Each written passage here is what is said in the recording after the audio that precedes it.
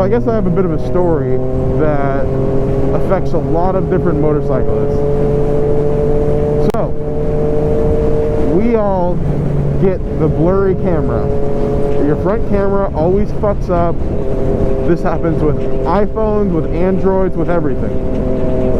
It's just something that happens when you ride on a motorcycle with a phone mount. Now, I was a little bit of a fucking idiot. It comes kind of natural to me, honestly. What had happened was my quad lock was vibrating on my handlebars enough to where it would vibrate my camera out of place, or would break some of the circuiting on my camera to the point where the camera was just unusable. The camera would only take super blurry pictures, and it would only, you know, even if I zoomed in, if I refocused it, nothing. It apparently just happens. Now, I was completely unaware of this. You know, that's not one of the problems that you see happening, and that was the first time it had happened to me, after me owning multiple phone mounts and, you know, multiple different phones.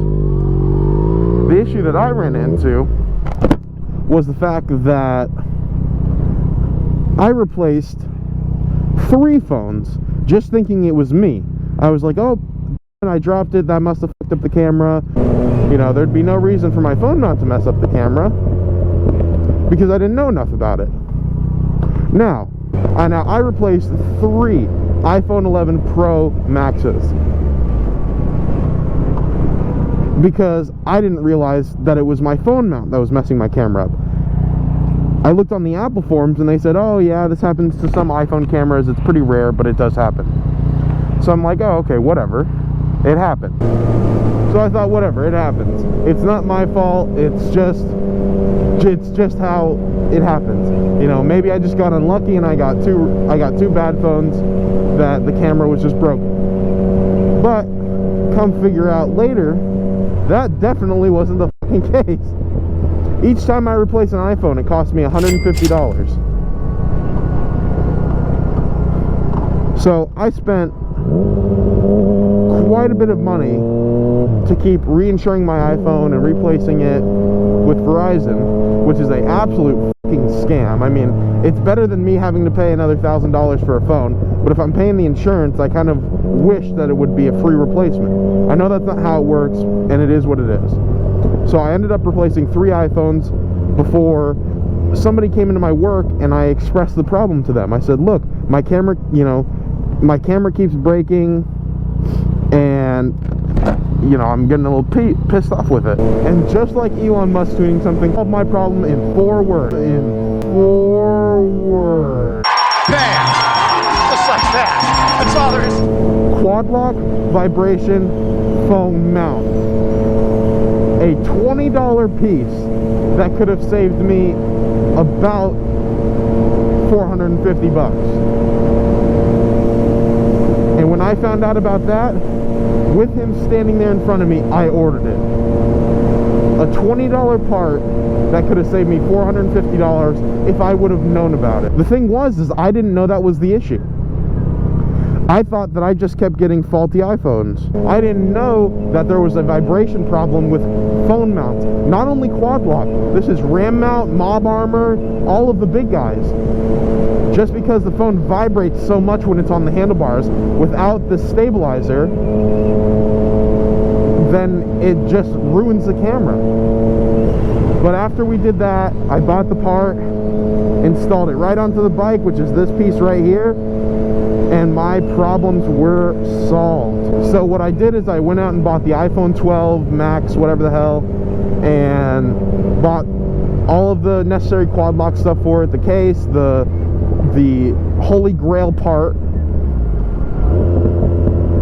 and we called it good. And now I've been riding with this for about a month, and I've noticed no camera issues. Everything's working how it's supposed to be, and my bank account was saved from replacing another iPhone.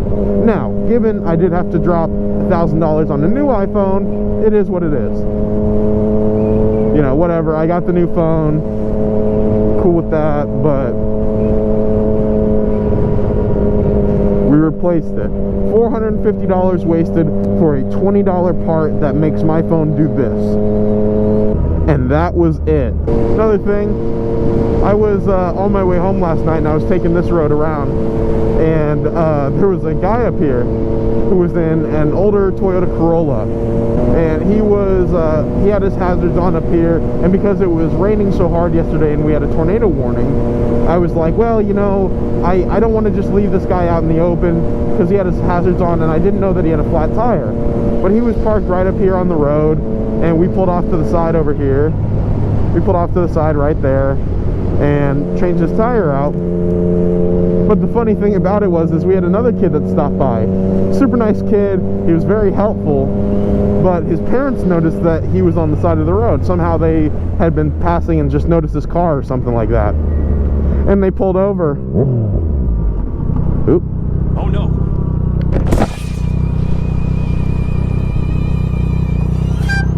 Let's close that up.